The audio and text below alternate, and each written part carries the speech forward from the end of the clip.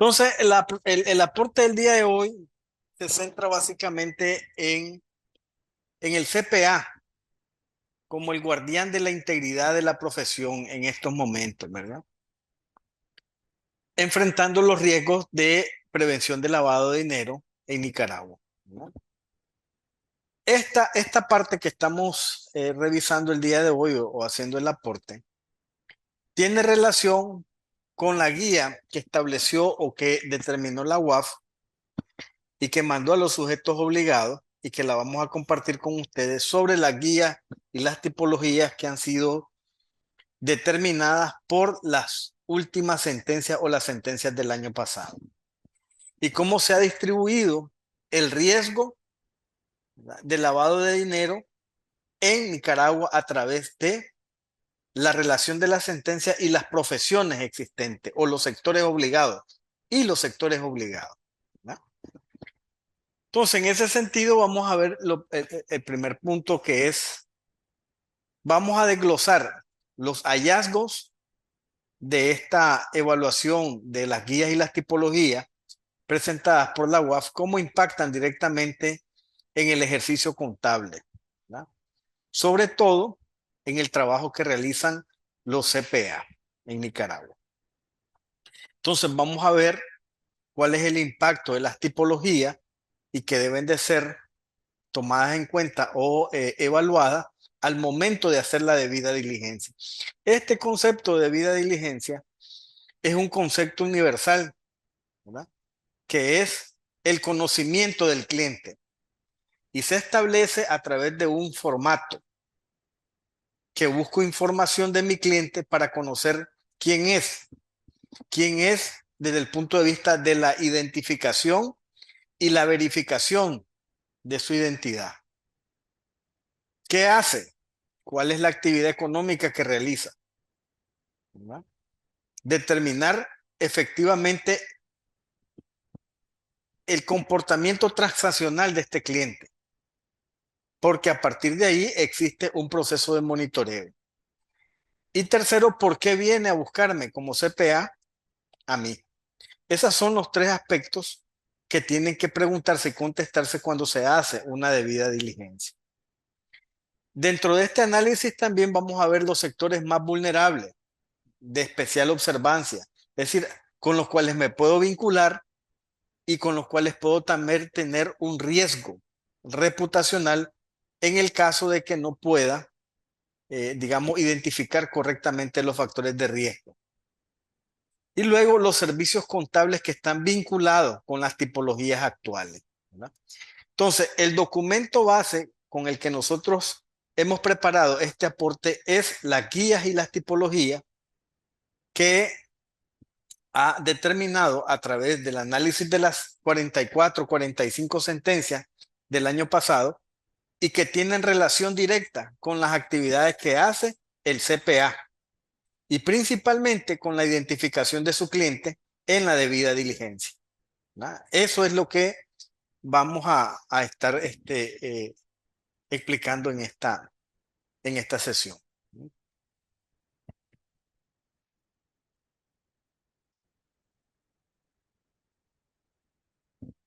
Ok.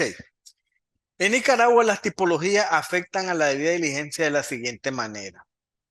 Cuando yo determino una tipología de un sector económico, financiero, etcétera, lo que me da a mí es un resultado que lo tengo que exponer con una calificación o un nivel de riesgo,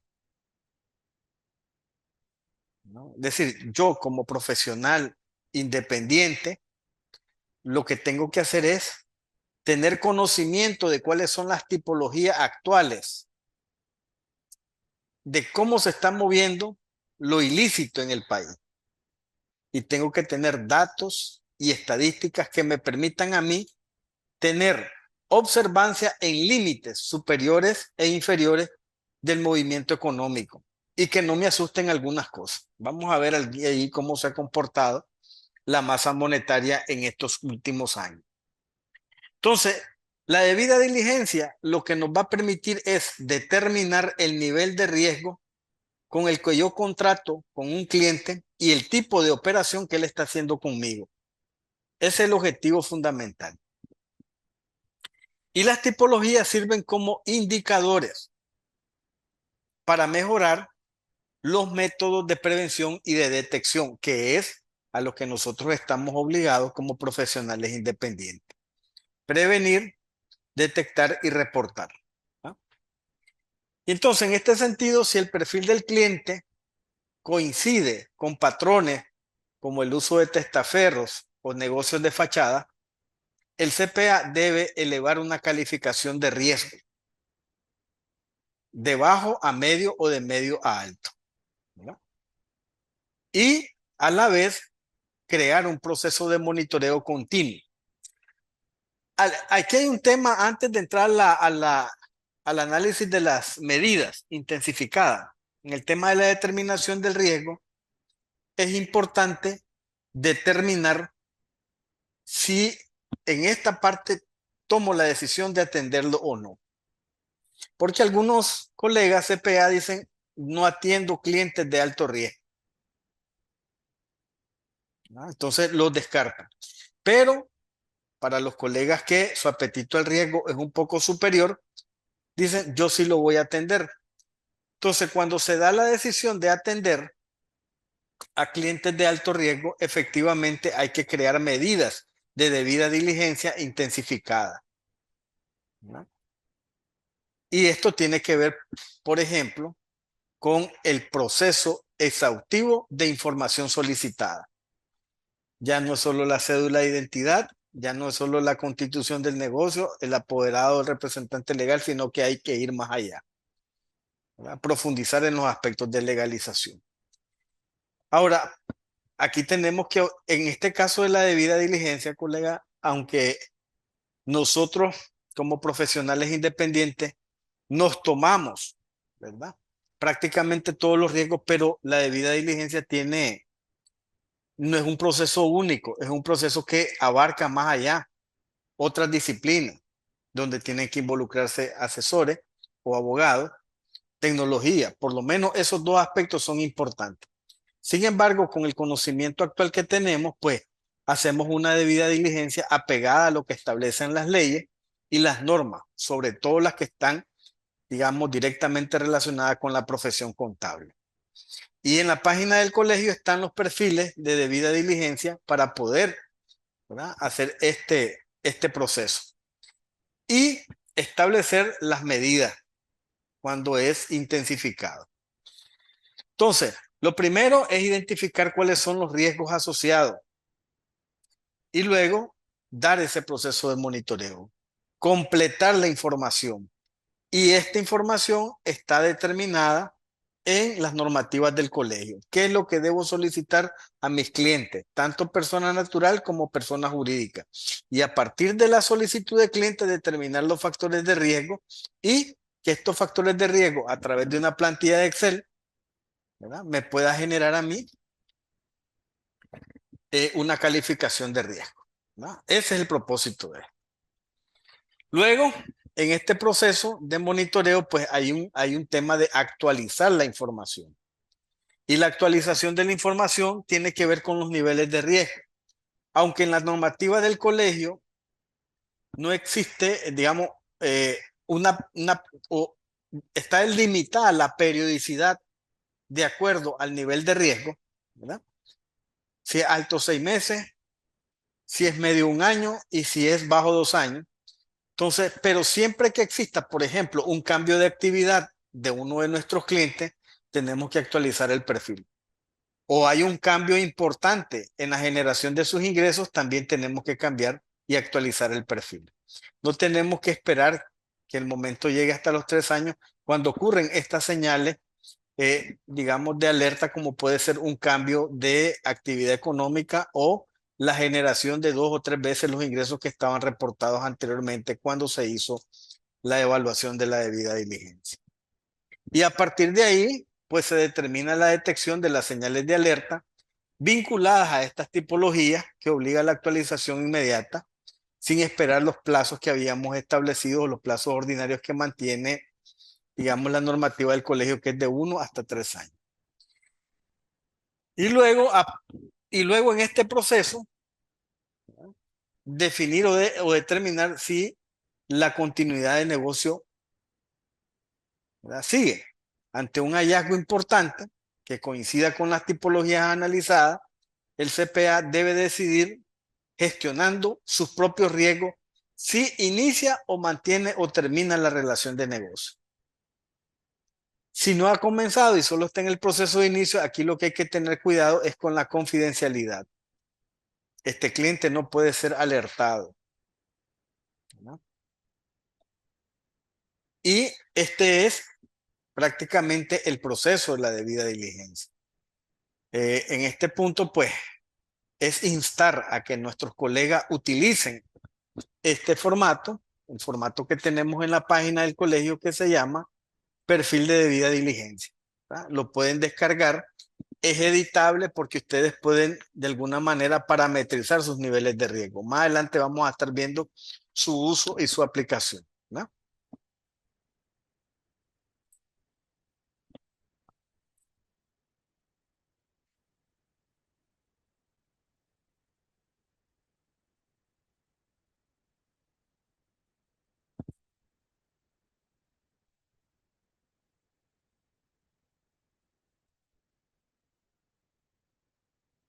Ok.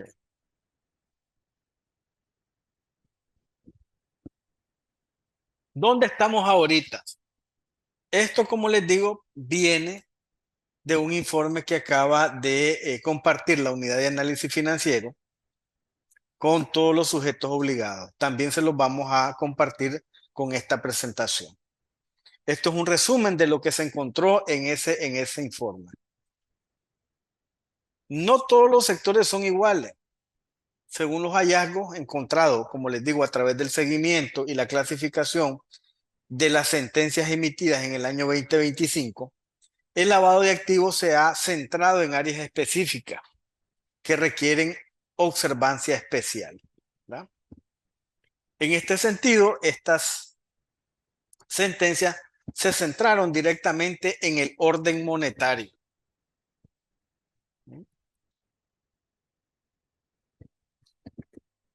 13 casos. En el orden monetario, dentro de las etapas del lavado de activos está la parte de la colocación. ¿Y qué es lo que se encontró en estos aspectos? Que no hay información sustentable del origen y la procedencia de los fondos, ¿no? Ojo entonces, estimados colegas, cuando yo vengo y voy a establecer una relación de negocio importante, tengo que llenar mi perfil de cliente, ¿verdad? Como les dije, está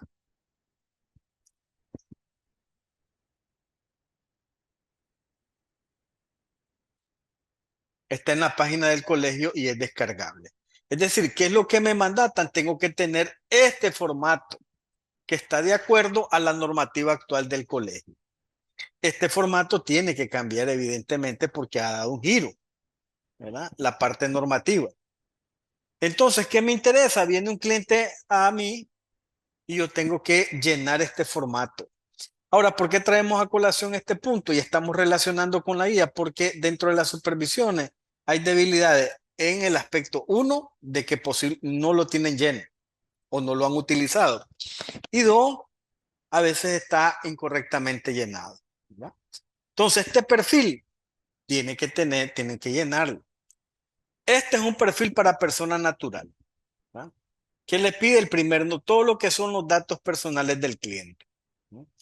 Nombre con el que socialmente es conocido, ¿verdad?, dentro de su comunidad, el estado civil, el sexo, número de pendiente, es decir, todo lo que la información me circunscribe para conocer a mi cliente, ¿verdad? Correo electrónico, país de origen, etcétera. Y luego la identificación, que es lo primero que habíamos hablado, la respuesta de una debida diligencia. ¿Quién es el cliente y cómo se identifica?, ¿verdad? Tipo de documento y aspectos importantes, su fecha de vencimiento. Luego los datos de la actividad económica. Aquí es donde viene el punto importante, porque los datos de la actividad económica ya son un factor de riesgo. que están complementados en esta otra parte, actividad económica, ¿ven?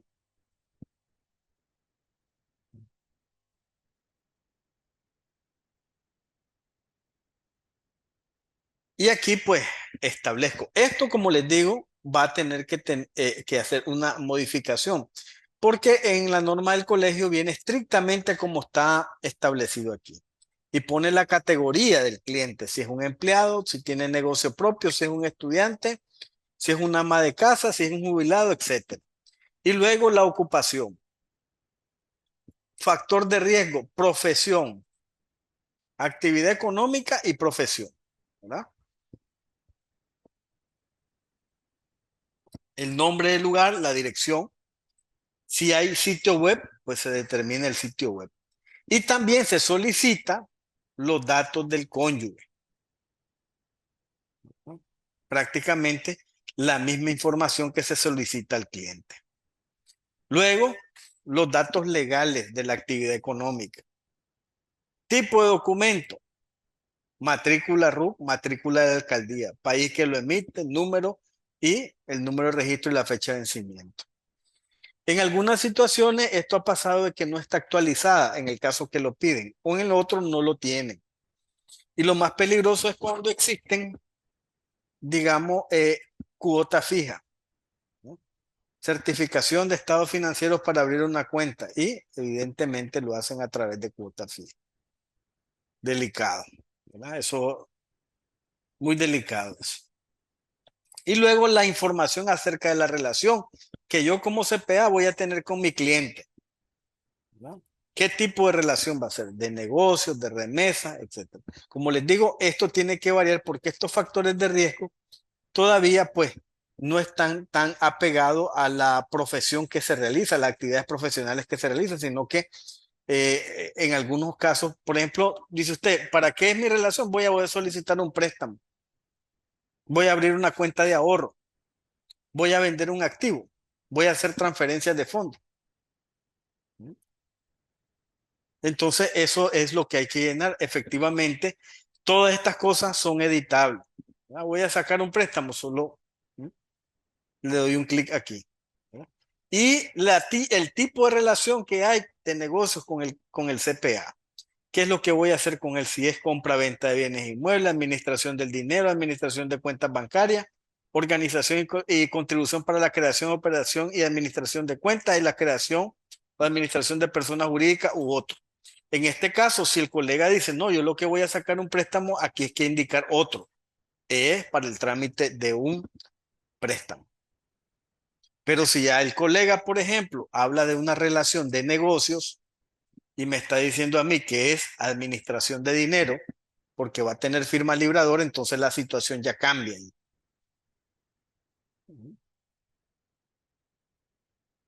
¿Verdad? Ahora, lo obliga a que si trabaja en una empresa lo haga, no necesariamente, pero sí debería de tener por lo menos el llenado de su perfil porque él ya está siendo un sujeto obligado, supervisado porque hace una de las 5 actividades relevantes ante la materia de la regulación como CPA. ¿Verdad? Luego dice el propósito de la relación, y ahí pone, bueno, en este caso es una relación de negocio y donde se van a administrar dinero, ¿verdad? Y valores y otros activos. Y aquí viene la parte importante, de lo que estamos hablando ahorita. Aquí se emite la debida diligencia y es lo que me genera la señal de alerta. ¿Cuántas transacciones? ¿Cuál es la actividad esperada que voy a hacer con mi cliente? El monto promedio y el periodo que voy a evaluar.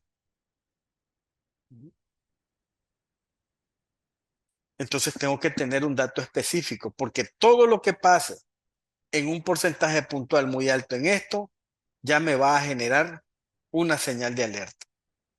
Yo puedo decir, de este monto promedio, la señal de alerta va a ser cuando pase un 30%. ¿Verdad? Si el monto promedio es $15,000, entonces si de pronto aparece una operación o una transacción que raye los 19,500, me debe de generar una señal de alerta. en un periodo posiblemente de 360 días. ¿Ya? Ese es el objetivo del llenado de esto, para poder determinar, ¿verdad? Primero, el comportamiento transaccional y segundo, el proceso de monitoreo para poder establecer medidas de monitoreo que nos permita conocer cuál es el límite máximo. Yo puse aquí 30%. Alguien puede decir, no, para mí un 50% de incremento es riesgoso. Eso va a depender del apetito del riesgo con el que la visión del profesional en este aspecto, ¿verdad? Y luego el llenado del perfil. Un llenado, es decir, un perfil práctico y que se puede llenar, pues como les digo, solo dándole clic y seleccionando los campos en blanco, firmándolo y guardando la documentación que según la norma del colegio debe de estar por lo menos dentro de los próximos 5 años, digamos, archivada. ¿Ya?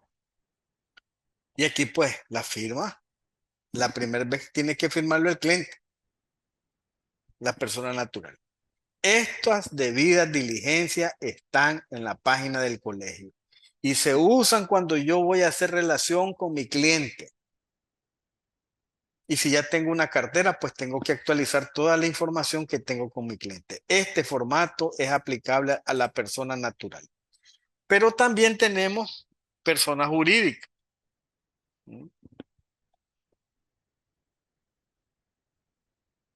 Que es lo que más tienen los colegas. Y aquí tenemos, como les digo, ser incisivo, específico y delimitado en los datos que vamos a solicitar. Nombre de la razón social del negocio. El nombre comercial. Esta información está en el acta de constitución del negocio, ¿ya? Que lo tengo que solicitar. Otros nombres utilizados también debe de existir en el acta de constitución. Este ya es el número RUT y la fecha de vencimiento. En este caso, el número de registro ante el MIN, ya el MIGOP no existe, ¿verdad? En el caso de organizaciones sin fines de lucro. Pero estamos tomando como lo tiene actualmente el perfil del Colegio de Contadores, y estos cambios no lo podemos hacer hasta que exista un cambio en la normativa actual, ¿verdad? Que posiblemente sea a finales de este año o del próximo, ¿verdad? Importante, el nombre del representante legal o del apoderado, ¿verdad? La fecha en que se constituyó el negocio. Aquí, la fecha de constitución puede generar una señal de alerta.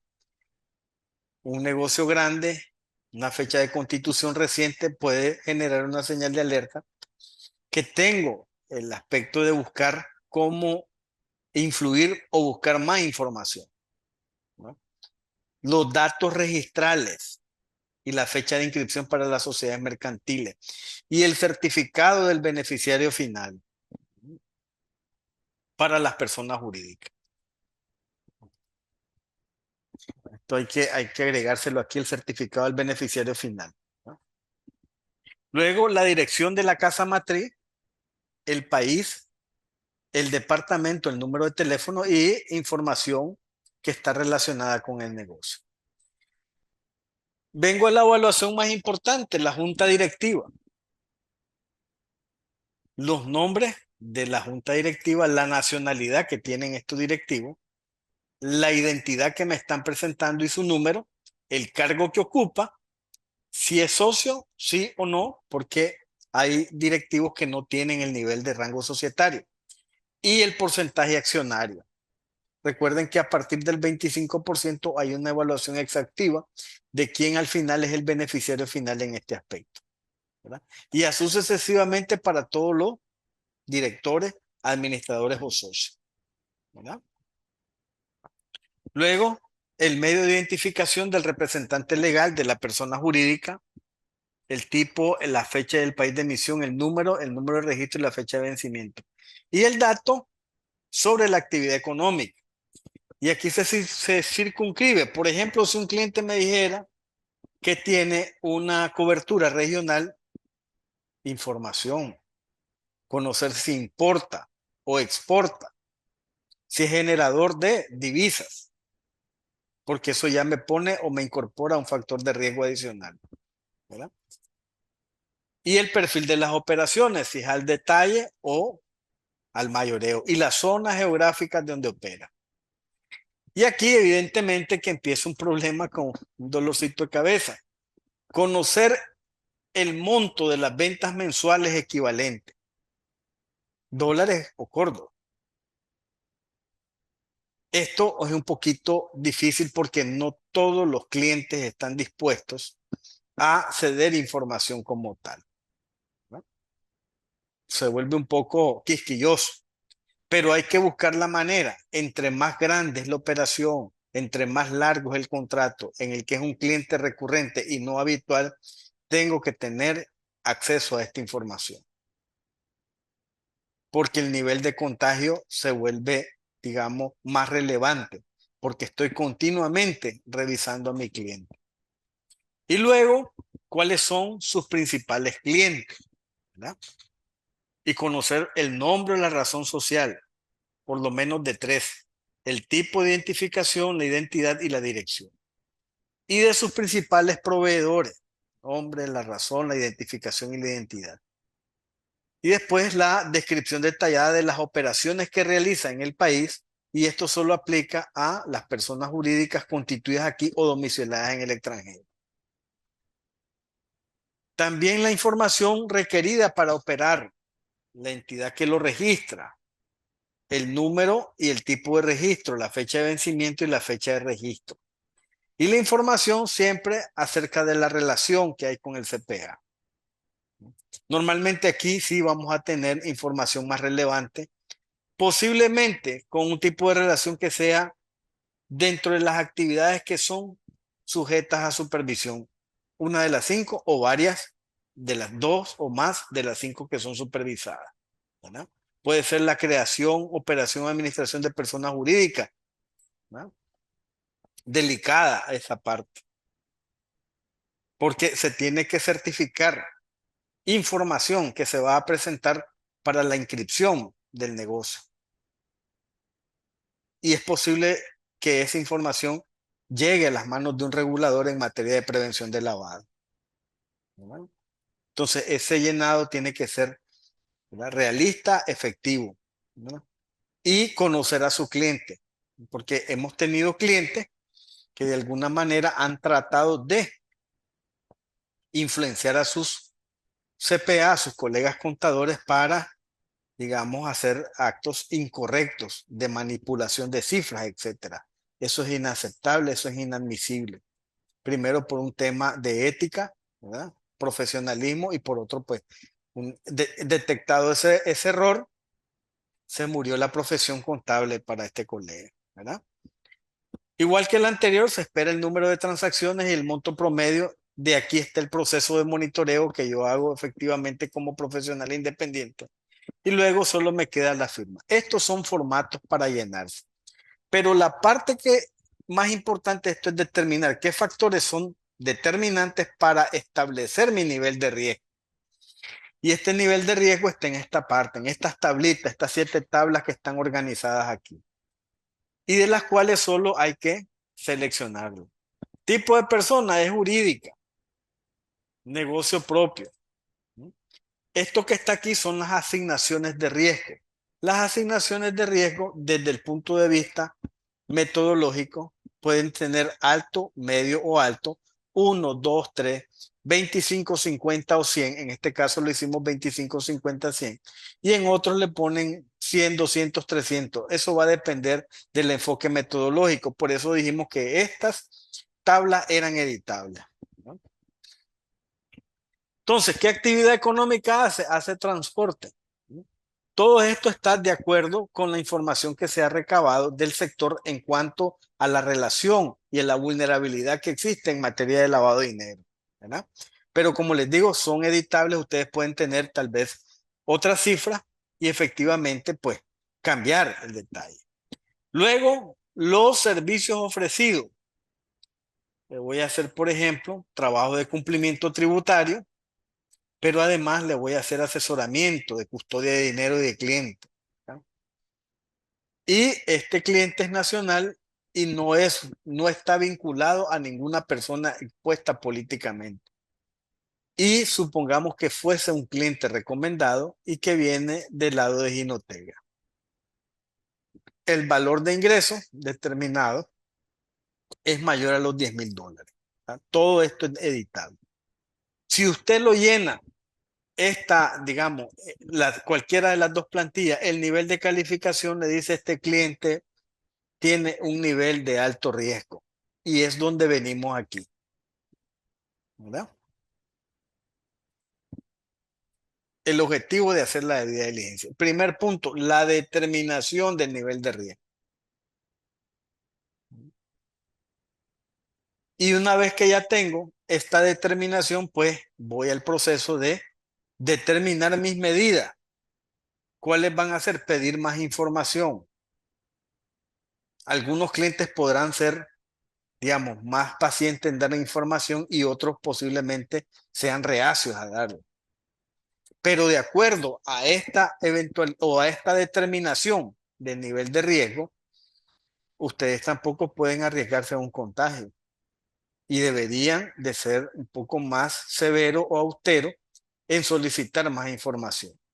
¿Por qué? Porque se nota que aunque tienen, digamos, el proceso o están muy abiertos al proceso de abrir la relación o a comenzar la relación y tal vez quieren darse a conocer.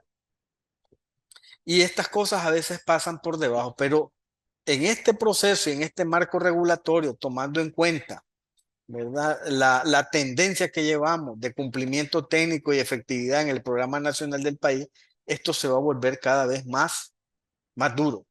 Y posiblemente se agreguen más sectores, ¿verdad? Regulados. Puede ser que el sector de la construcción en unos 4 o 5 años, ¿verdad? Al parecer por la cantidad de movimiento que existe, pero además por el nivel de inversión existente, posiblemente en algún momento el país diga, bueno, incluimos también al sector de la construcción.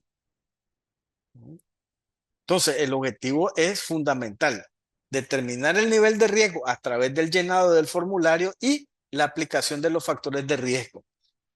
Y si me da un nivel alto de riesgo, hacer medidas de debida diligencia intensificada, como es pedir más información, soporte, si pudiese, la declaración del IR, que sería importante, ¿verdad? Y no de un solo año, si es por lo menos de los últimos 5 años para conocer el movimiento de negocio.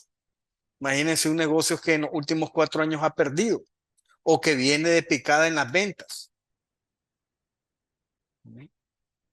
Es decir, es un aspecto que tiene que evaluar el CPA a la hora que pone su firma y su sello. Entonces, en ese sentido, hay que buscar más medidas de información para estar claro que el dinero que procede no viene de actividades ilícitas y conocer la trazabilidad.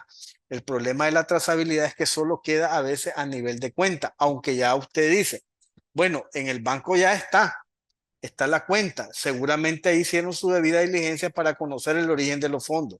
Pero recuerden que dentro de esta sentencia, que es lo que estamos viendo ahorita, los bancos son uno de los sectores más vulnerados. Entonces, no es de confiarse 100%. Tengo que completar esa debida diligencia yo. Y a veces es importante en este aspecto, en la intensificación de las medidas, es una visita in situ para corroborar las condiciones del negocio. Y luego, pues en el proceso de monitoreo, la actualización del perfil y la continuidad. Entonces, sigamos con el tema de lo que hemos encontrado. Entonces, la parte del orden monetario, origen y procedencia de los fondos, determinarlos correctamente, ¿no? Origen, ¿qué es? Todo lo que procede. Ingresos de trabajo, de remesa, de herencia, de venta de activos. Todo eso son, digamos, origen de fondo. Préstamos. Y la procedencia es de dónde nos viene. Bueno, este préstamo me lo dio Fama y lo tenía en mi cuenta del BAC. Origen y procedencia. Esta era todo lo que yo aportaba mensualmente en los ahorros y están en la institución. Entonces, origen y procedencia. Pero cuando se llega con el mero efectivo, que fue en estos casos que se generaron las sentencias, que se llevaban con grandes volúmenes de efectivos, pero que no tenían soporte jurídico ni legal para exponerlo, el punto se vuelve crítico. Porque usted no tiene ni el origen ni la procedencia más que la palabra de su cliente. Y el punto es cuánto confío en mi cliente. ¿Verdad? Luego está dentro de las tipologías determinadas en estas sentencias, 11 de las 44 del sector bancario. Por eso les decía, el sector bancario es vulnerable.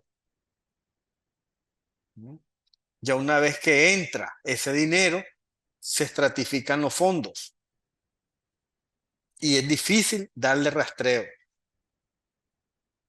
¿no? Entonces, es cierto, ya el banco ha hecho su debida diligencia, ha determinado hasta cierta parte el origen y la procedencia de los fondos, pero esa parte también, cuando le cae al colega en una relación de negocio o de consultoría, también debe de llevar el aspecto de revisar si concuerda la debida diligencia. Otro de los sectores, registro vehicular. Compra de vehículos con dinero ilícito tratando de ocultar el origen y la procedencia. Voy a dar información, voy a certificar un estado financiero y tiene 3, 4 vehículos. Tengo que asegurarme, ¿no?, de que la operación fue hecha correctamente, ¿no? Y luego los notarios y los bienes raíces, propiedades, ¿verdad? 14. Imagínense que nosotros tenemos por eso el tema era que el CPA es ¿cómo se llama? El guardián de este aspecto, porque no salimos vinculados en este punto, ¿no?, hasta ahora, y esperemos que no salgamos. Es decir, hemos actuado con mucha madurez y con mucho atino, y es porque como que tenemos el sentido de oler el apetito al riesgo, y hasta ahora no salió, ¿verdad?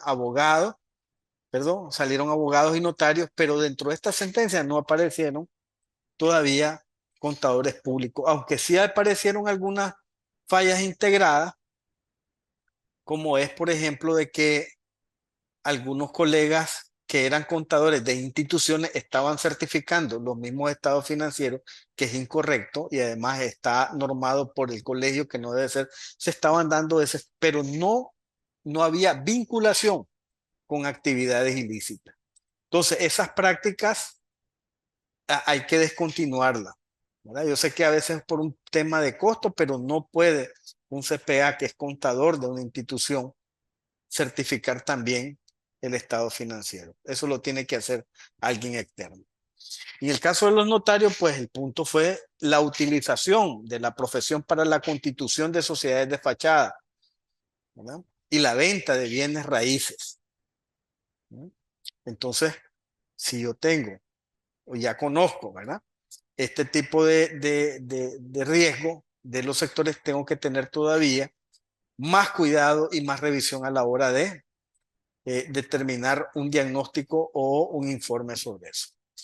Y dentro de esto, el narcotráfico sigue siendo el delito precedente más importante, pero también se han acentuado dos importantes, que es el contrabando y el fraude informático, ¿verdad?, que en el último año ha ganado prácticamente un buen repunte. Entonces, ojo con esto porque hay que invertir en sistemas de seguridad, ¿verdad?, que le permita al CPA también, ¿verdad?, tener controlada su información.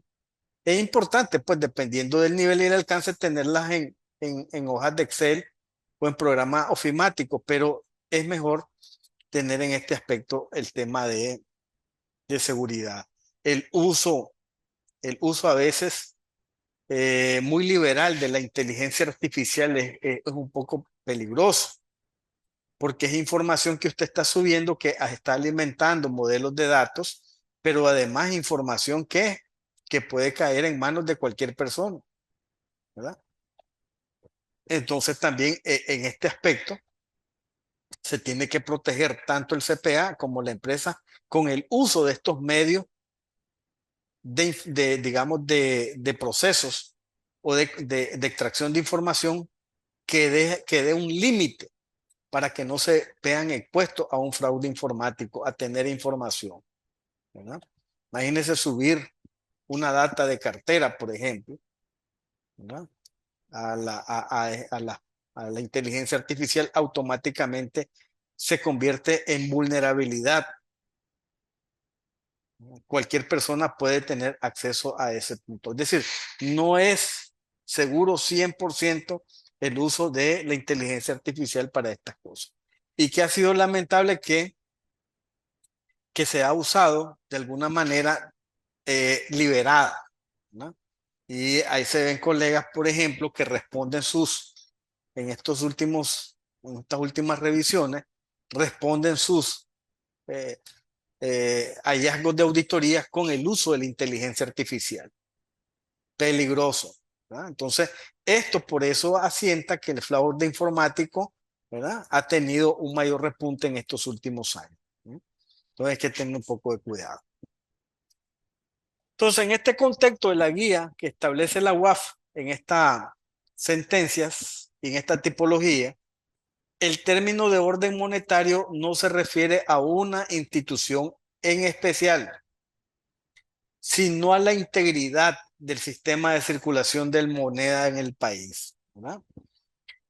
A continuación, la relevancia de la labor como CPA en el impacto de la economía. Se considera un sector vulnerado, el orden monetario, porque el lavado de activos atenta contra la estabilidad y el control de la masa monetaria. La masa monetaria en Nicaragua es una masa monetaria, creo que la más baja de Centroamérica. Pero aún tenemos una influencia externa muy importante, que es el tema de las remesas. Pero además también tenemos una fortaleza de país, que es el tema de las incautaciones, objetivo o resultado inmediato 8 del GAFI, ¿verdad?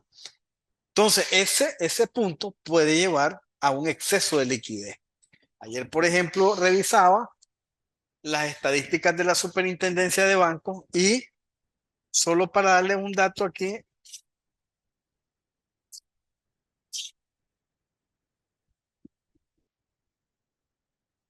prácticamente todos los departamentos del país tienen exceso de liquidez con capacidad de prestar. Fíjese que Managua, por ejemplo, tiene a nivel nacional hay 7.500 millones de dólares en depósito. Managua tiene 4.960 en depósito. Y en crédito 4.596, tiene un excedente superávit de casi 370 millones de dólares. ¿Ya? Es lo que está determinando el riesgo, el impacto de la economía, dinero circulando que a veces no tiene trazabilidad. Entonces, el deber del CPA es identificar esa trazabilidad, origen y procedencia, ingresos, ventas de activos, herencia, préstamo, pero tiene que estar reflejado, ¿no?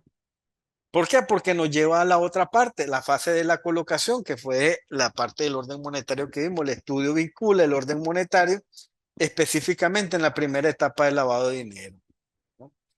Y luego la incidencia es el área más afectada en las sentencias judiciales analizadas en el 2025, con 13.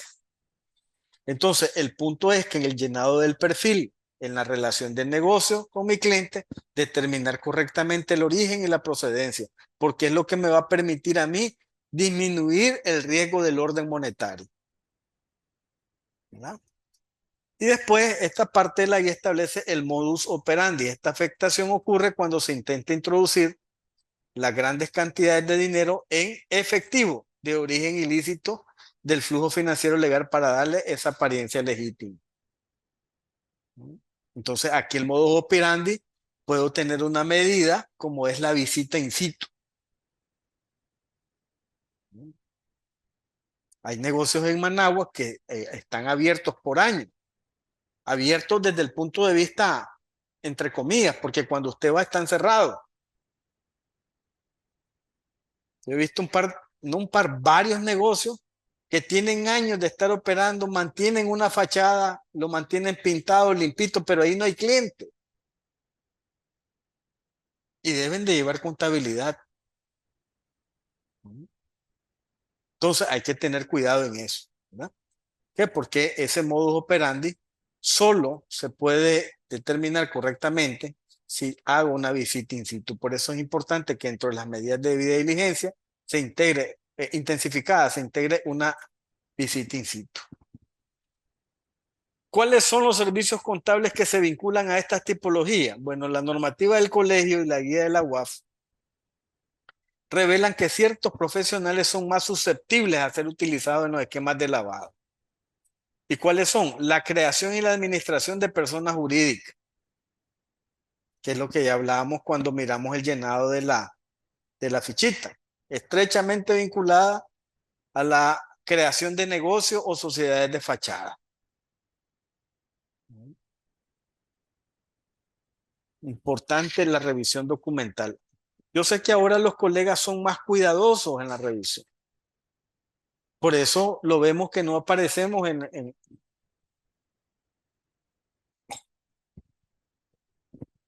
los sectores vulnerados. ¿Qué otro aspecto? La administración de cuentas y de activos, colega.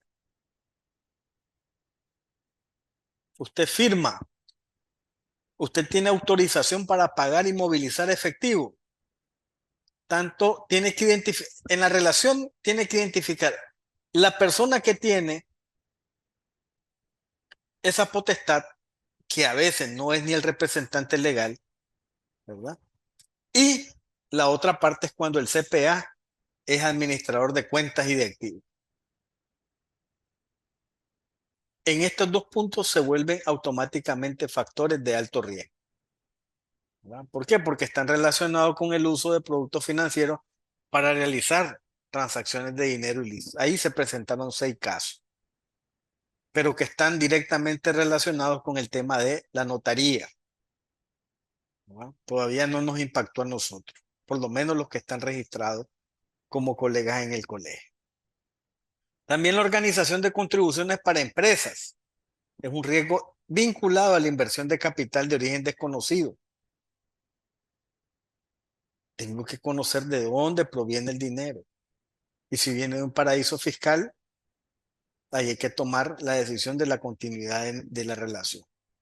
Asesoría en compra de venta de bienes, un servicio crítico, ¿verdad? Donde se trata de dar la apariencia de legalidad. El delito precedente más representativo fue el narcotráfico. Ya lo decíamos, seguido del fraude informático y del contrabando, ¿no? En el análisis de las sentencias, miren bien, volvemos al punto. Como CPA debemos poner especial observancia en lo siguiente: origen y procedencia de los fondos, orden monetario, ¿no? Registro vehicular.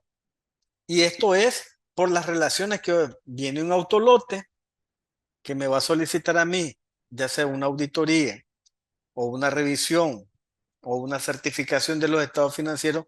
Tengo que tener en cuenta que es un sector de alto riesgo y tengo que tener cuidado en la revisión documental. Los notarios públicos, 8. ¿Y dónde están reflejados? En la constitución de sociedades. Es importante en ese punto que, aunque tenga la información de la constitución de la empresa y el apoderado legal, certificado de beneficiario final, aunque sea esa parte, porque ahí hubo una pequeña, digamos, revisión de la debida diligencia de esa sociedad, ¿verdad? Y no está usted cayendo solito en ese punto, sino que ya alguien pues verificó cierta información sobre esta sociedad. Bancos y financieras, 11 en total. El uso de productos financieros para estratificar fondos es importante, ¿verdad? Propiedades e inmuebles, ocultamiento de activos a través de bienes raíces y el comercio de automotores. 7, actividades comerciales que no están de acuerdo a la capacidad económica. La cantidad de vehículos que se tiene o que se venden no está de acuerdo a lo que esté establecido en la dinámica de las transacciones o el comportamiento transaccional, ¿no? Entonces, uno debe de, además de conocer el negocio, conocer cómo se mueve el sector. Y dentro de esto, las señales de alerta. ¿Qué me tiene que llamar la atención? Uno, tenencia injustificada de grandes sumas de dinero, sobre todo de moneda extranjera, ¿sí? Y que no tiene respaldo jurídico. Debida diligencia. Volvemos al punto focal e importante. Origen y procedencia de los fondos. Compras de bienes de alto valor en efectivo, ¿no? Hay que identificar de dónde procede. Se vuelve un poco difícil, pero es preponderante identificar. Imagínese una sociedad que se constituyó hace 15 años, en el que el sistema regulatorio no estaba tan fuerte. ¿Cómo hago para reconstruir? Y dice, bueno, esto fue a través de los aportes, esta sociedad se constituyó a los aportes de un familiar, este familiar nos dio $250,000.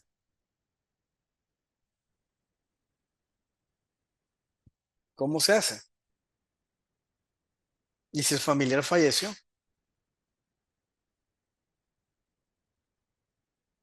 ahí es el tema de el apetito al riesgo. ¿Qué medidas voy a tomar para continuar esta relación o la descontinúo? ¿Verdad? Manejo de grandes cantidades de efectivo, ¿no? 6 frecuencias, digamos, de señales de alerta identificadas en la sentencia. Múltiples depósitos bancarios. El uso de cuentas para pitufiar o fraccionar ingresos. Y eso es que nosotros estamos viendo que el principal, digamos, el principal riesgo está en el dinero, en la corriente del dinero incorporado en la sociedad. Pero todavía no tenemos un problema como el uso de las criptomonedas,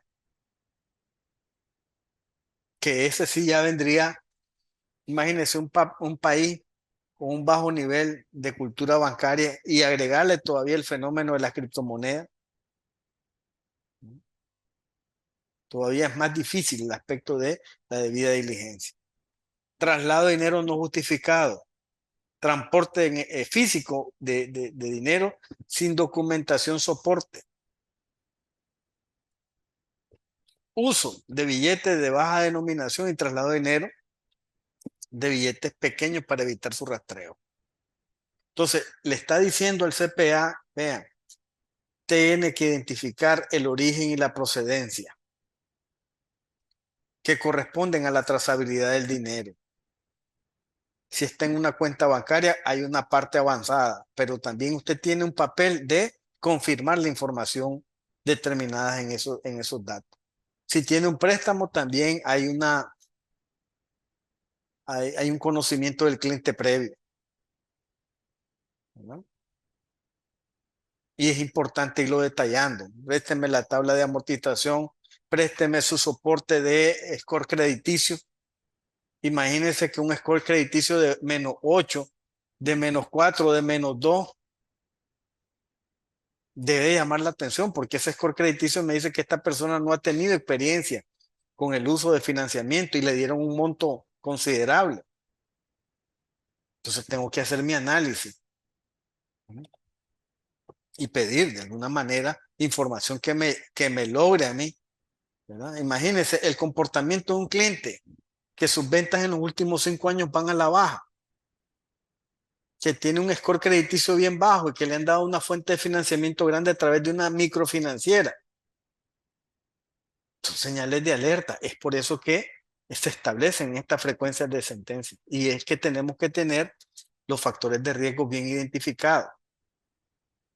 Y le dicen a usted, bueno, certifíqueme estos estados financieros. Lo primero, debida diligencia, establecer los factores de riesgo y luego hacer un análisis,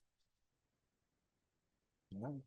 de todo el entorno de los factores que se han determinado. ¿Cómo se mueve el efectivo según este análisis? Bueno, lo más común que se identificó fue el transporte intermunicipal, ¿verdad? Se identificaron esquemas donde el dinero que viene producto de lo ilícito se traslada físicamente.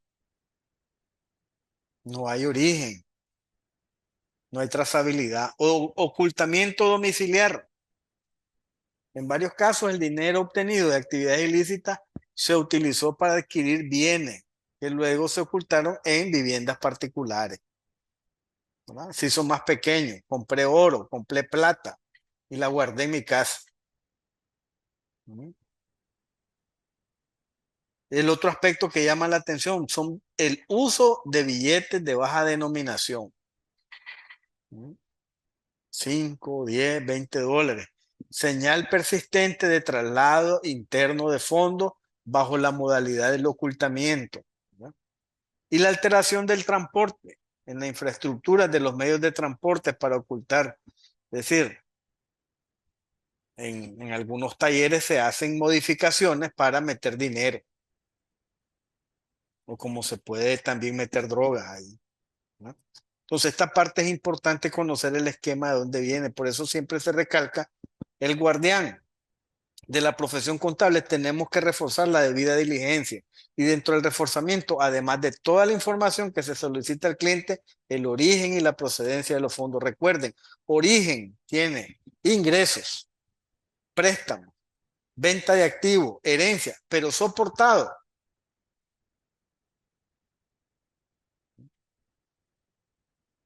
No puede alguien venir y decir, es que me lo regaló mi mamá, me dio $120,000 para comprar este terreno, esta propiedad. Tenemos que llegar a esa profundidad de información para conocer el origen legítimo de los fondos. El uso excesivo del efectivo, ya lo decíamos, 85% de las operaciones en Nicaragua se hacen en efectivo, ¿verdad? Sigue siendo el pináculo fundamental de la señal de alerta. Y luego es identificar estos patrones en la debida diligencia. Debe pasar un estándar de una debida diligencia estándar a una intensificada de inmediato en el caso de encontrarse esta incongruencia en el uso desmedido del efectivo. ¿Por qué? Porque bajo ese uso desmedido existen estas características, el pitufeo.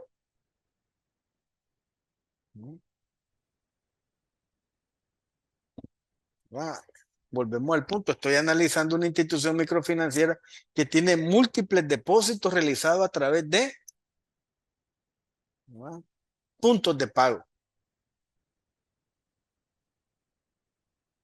Tengo que revisar si en el manual está descrito cómo es digamos, la política y el procedimiento para la recepción de estos pagos que son fuera de línea, ¿no? O que no tengo contacto directo con el cliente. Y si no tengo ninguna política, pues efectivamente estoy tomando un riesgo, ¿verdad? Y si a eso veo porque siempre pasan, enséñeme, estoy certificando y dice, enséñeme cuántos depósitos están flotando, porque tal vez no tienen identificación y es una parte relevante. Y entonces esa parte relevante hay que estimarla sobre los ingresos totales y seguir investigando, ¿no? También los billetes de baja denominación, como decíamos antes, el uso persistente de los billetes de 5, de 10, de 20 dólares y el traslado interno, ¿no? Es una señal clara de origen ilícito. Logística sospechosa. Vengo a cancelar mi crédito. Cancelaciones anticipadas en la microfinanciera. Y estamos hablando de que usted está o en el proceso de auditoría o en el proceso de revisión de los estados financieros, ¿no? Y usted tiene que poner su firma. Y hay que profundizar en esa información. Incongruencia económica.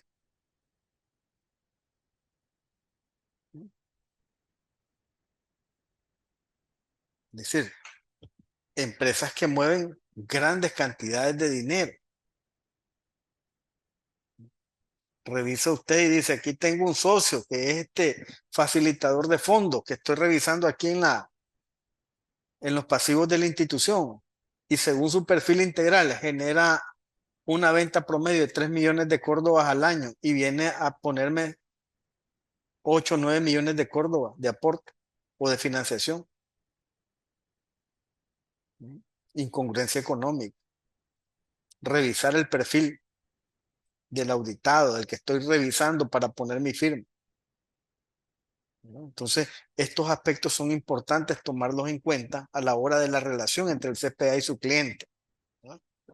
¿Cuál es la responsabilidad de las señales de alerta? No podemos ser espectadores pasivos, colega. En la normativa del colegio, la labor de la debida diligencia se intensifica ante los hallazgos. Verificación obligatoria. El CPA debe verificar el origen y la procedencia de los fondos y de los activos vinculados a la relación de negocio.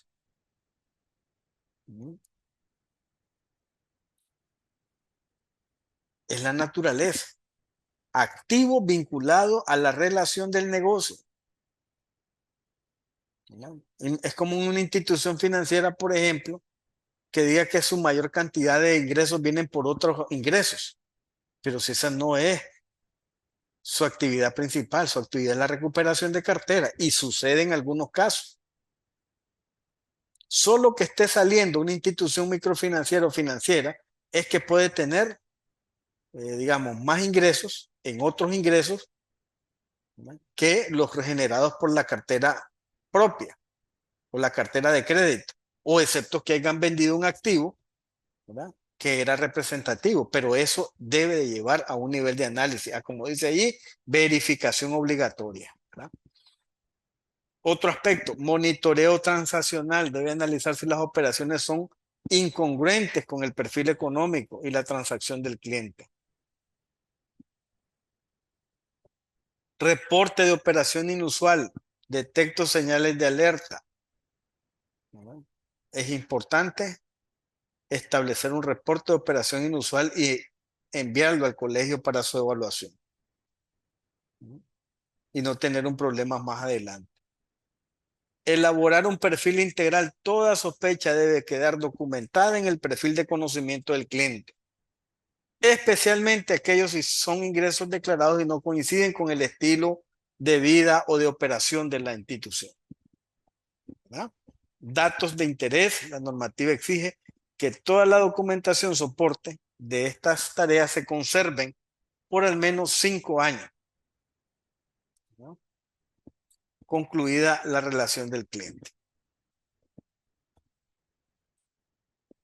Veamos algunos datos que son interesantes. Miren, ¿cuánto puede manejar una persona natural, común y corriente en las zonas del país de Nicaragua?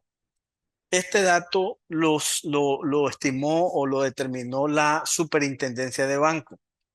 En su base de datos extraímos este promedio por habitante, ¿verdad? Porque por cuenta no, esto no pega. Es muchísimo más, 4 o 5 veces.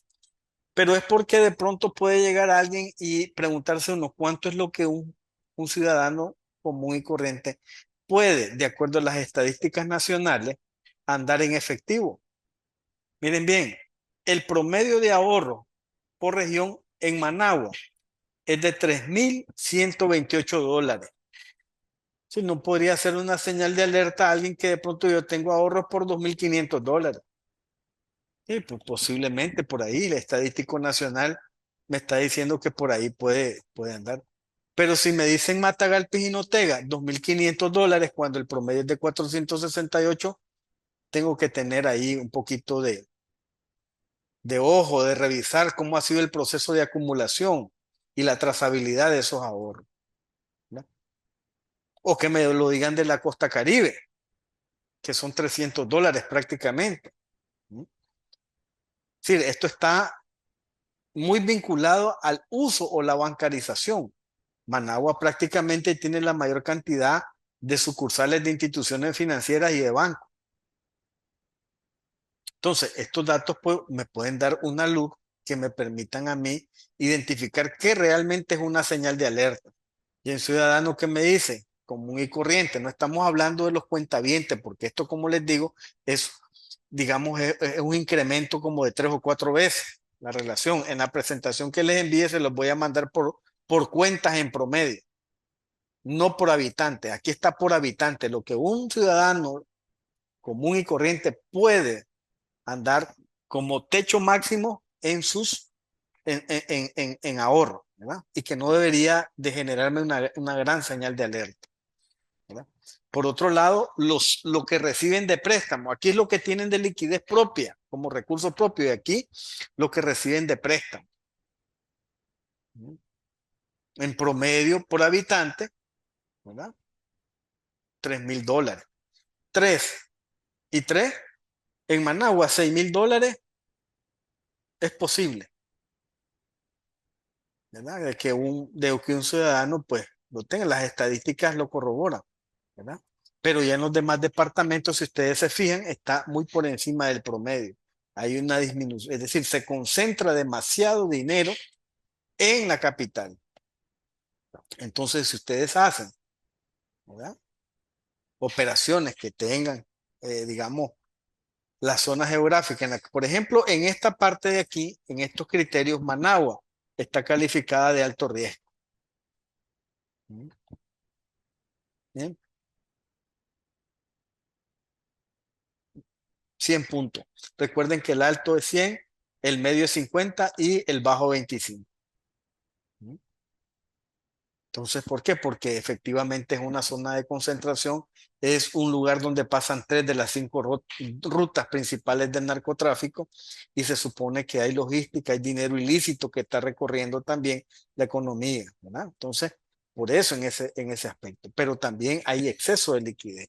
Y ya les decía, 380 millones de dólares en exceso, ¿verdad?, en la liquidez del sistema financiero para la región de Managua.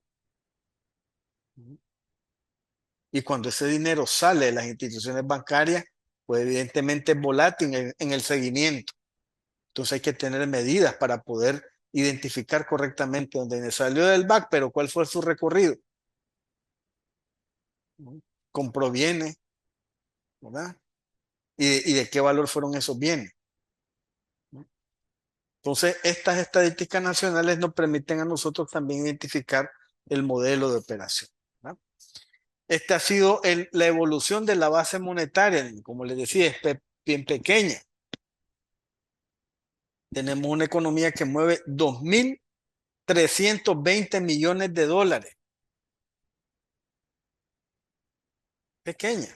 Y que en octubre del 2025, si ustedes ven, aquí son los meses del 2025.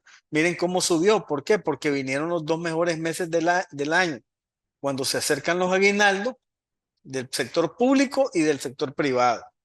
Pero en promedio, generalmente anda, ¿verdad?, casi en los 2,000 millones de dólares. Y de esos 2,000 millones, puede ser que un 5, un 10% provenga de actividades ilícitas, ¿verdad? Entonces hay que tener bien determinada la trazabilidad en ese punto. Entonces, nuestros colegas, para terminar e ir reforzando esta parte, ¿qué es lo fundamental? Debida diligencia, no se les olvide, llenen ese formatito que está ahí. ¿Y qué me implica la debida diligencia? Bueno, identificación documental. Necesito conocer a mi persona natural con sus documentos de identificación, igual a mi persona jurídica con la Constitución. Caso de las cooperativas, igual. Beneficiario final en las cooperativas son todos los socios. En una empresa, una sociedad anónima, una persona natural que controla las operaciones. La persona natural es una sola. Y la identificación del beneficiario final que ya dijimos, ¿verdad?, que está dentro del perfil. Y luego la evaluación de riesgo, que está el formatito que le mostré. Después que está la otra contraparte. Una vez que hago la evaluación de riesgo y obtengo el nivel de riesgo alto, medio o bajo, tengo que verificar la información, confirmar la dirección, hacer investigación propia y análisis de los fondos. y la creación del expediente, los documentos de identificación, las escrituras y el formulario PIC. Ese es el proceso que debe de hacer el CPA en ese caso. El proceso para determinar al beneficiario final, ¿no? Obligación crítica para los colegas CPA, ¿no?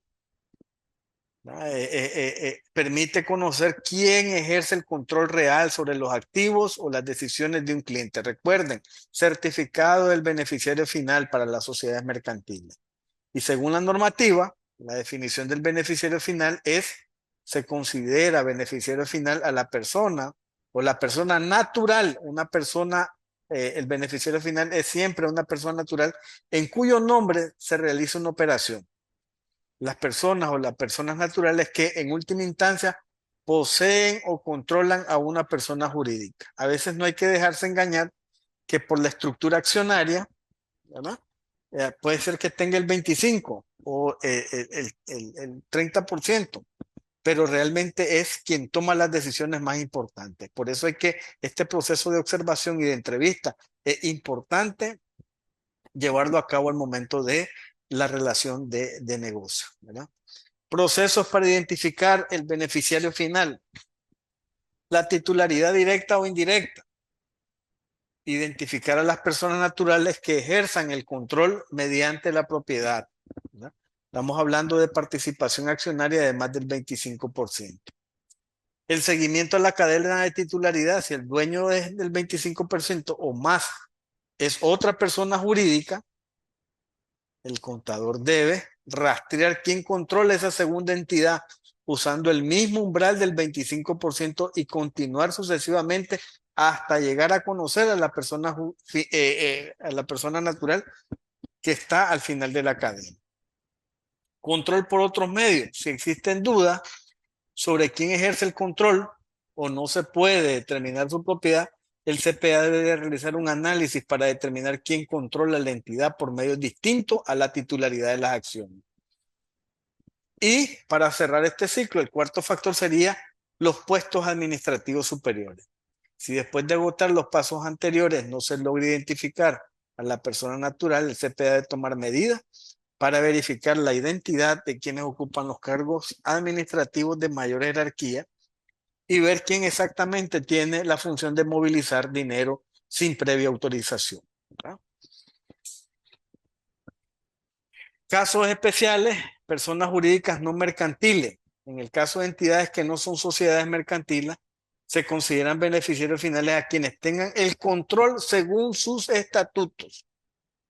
Si no existen tales personas, se tomará como tales los miembros del órgano de administración, que es lo que sucede con las cooperativas, donde todos los miembros, ¿verdad?, del consejo de administración son beneficiarios finales. En el caso de los fideicomisos, se deben identificar a las personas que tengan derecho al beneficio del contrato, los fideicomisarios, y a los tomadores de certificados fiduciarios y a los miembros de los comités técnicos. Declaración firmada. El procedimiento formal y obligatorio al momento de la identificación. Una declaración firmada, el cliente a su representante legal debe realizar una declaración de identificación del beneficiario final mediante documento formulario firmado que incluya la estructura de propiedad y control. Lo tenemos definido en el perfil. Lo único que hay que incluir ahí es el certificado del beneficiario final. La parte ya revisada documentalmente es la otra contraparte, la verificación. El CPA debe verificar toda la información presentada para asegurar la existencia real del cliente y el origen legítimo de sus activos, ¿no? También está la verificación la prohibición de servicio. El CPA tiene estrictamente prohibido establecer o mantener relaciones de negocios con los que cual no pueda determinar con certeza quién es el beneficiario final. Y luego, pues, si todo esto sucediera y no logro interpretar o identificar al beneficiario final y veo sospechas, pues crear o hacer un reporte, ¿verdad? Y enviarlo a la dirección del colegio para la determinación si es o no una operación sospechosa, ¿verdad?, sujeta a revisión por parte de la UAF. Documentos a solicitar en la debida diligencia. Documentos de identificación del cliente y de sus representantes legales. Documentos que tienen que estar ahí al momento. El PIC, ese PIC que miramos ahí que está en la página del colegio, descargarlo, editarlo si tienen otro enfoque, ¿verdad? De acuerdo a su apetito, tolerancia y capacidad de riesgo y su conocimiento previo del sector y de la actividad. Documento de respaldo, la documentación de respaldo de la verificación de la información. También las escrituras de constitución y estatuto en el caso que aplique, y la declaración del beneficiario final, además de otra información relevante que ustedes pudieran soportar o dejar establecido en el proceso de debida diligencia. Y el punto aquí es saber protegerse, colega. La normativa del colegio es clara. Si no se puede determinar al beneficiario final, es estrictamente justificado no prestar el servicio, ¿verdad? Y la otra parte es actualización inmediata. Si el perfil no coincide con el uso de testaferro, se actualiza el perfil integral del cliente. No espere el ciclo normal. Ya lo habíamos refrendado en las primeras láminas.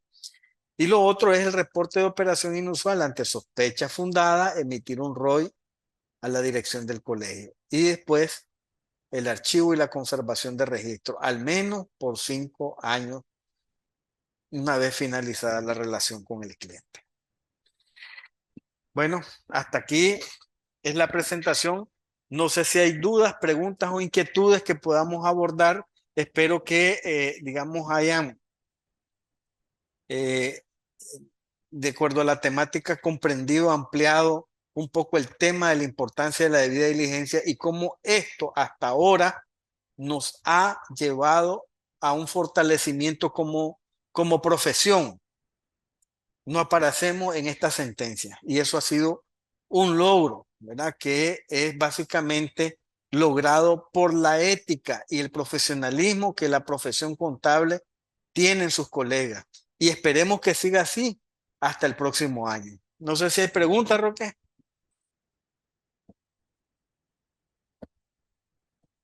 Inquietudes.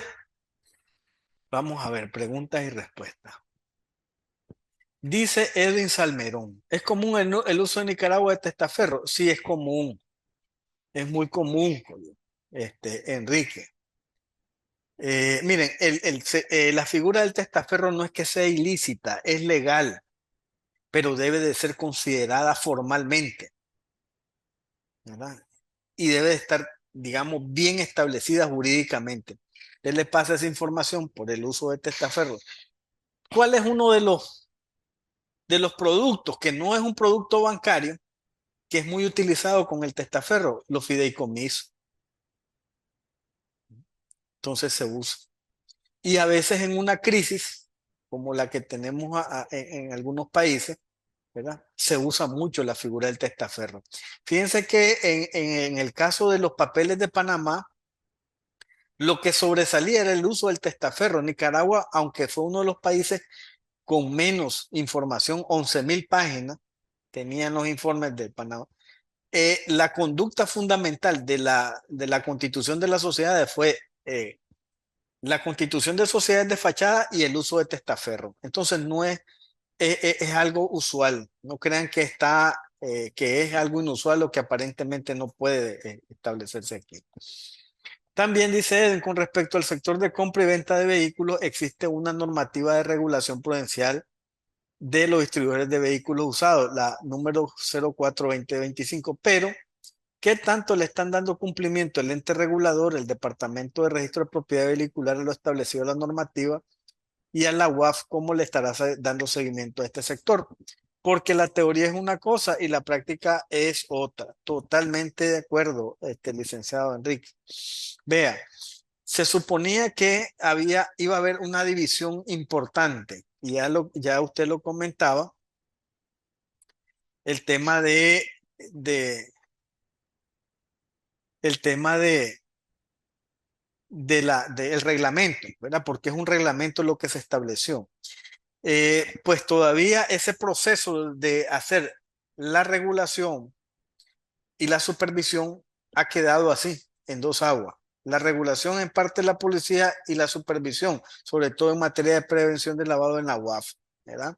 ¿Por qué? Porque posiblemente estén estructurando, ¿verdad? personal que sea capaz de poder llevar a cabo correctamente un análisis de supervisión, de auditoría y además de revelación de los factores de riesgo del sector. Creo que todavía no ha pasado totalmente y se sigue algunos, sí, hay siempre algunos problemitas. ¿Por qué? Porque hay autolotes que son muy pequeños, ¿verdad? Y que todo lo llevan manual y que tal vez no le han dado la importancia debida a esto. Y la identificación de sus clientes todavía sigue teniendo problemas en en ese sector. Y estamos claros que una cosa es lo que dice el cumplimiento o el manual mismo, las leyes establecidas en el país, y otro es lo que realmente se aplica. Estamos claros. En Nicaragua se realizan operaciones de criptomonedas, sí se realizan. Se estima que hay 22.000 usuarios de criptomonedas en Nicaragua.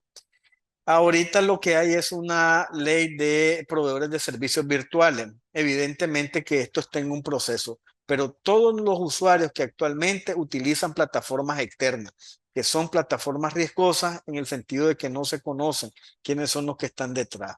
El GAFI ha estado impulsando un tema de regulación en el sentido de la identificación de un token, que es un modelo de identificación que se genera por la operación de criptomonedas, pero hasta ahí ha quedado. No tenemos todavía avance en eso, tal vez este año. Un ejecutivo que no es socio puede ser beneficiario final, perfectamente. Ahí, en ese sentido, lo que está al punto de ver quién es el que controla la organización. En algún momento, licenciada Araceli, me tocó ver a una microfinanciera que el presidente de la microfinanciera era un ingeniero químico y el vicepresidente un licenciado en farmacia. Entonces, ahí había que profundizar. ¿Quién es realmente el beneficiario final? Estoy en una institución financiera que tiene años, entonces ir a los currículums, ver qué experiencia tienen estos colegas y ver si exactamente han recibido capacitación o se han preparado profesionalmente en este punto. Pero si no lo tienen, efectivamente, licenciada, ellos no serían los que están detrás de la operación. Ahí existiría otra persona. Por eso le digo, este es un proceso de observación y de revisión, ¿verdad? Para salir de dudas en ese punto. No sé si estamos claros con eso. Aquí dice en el chat, bueno, vamos a ver, valioso el aporte, gracias.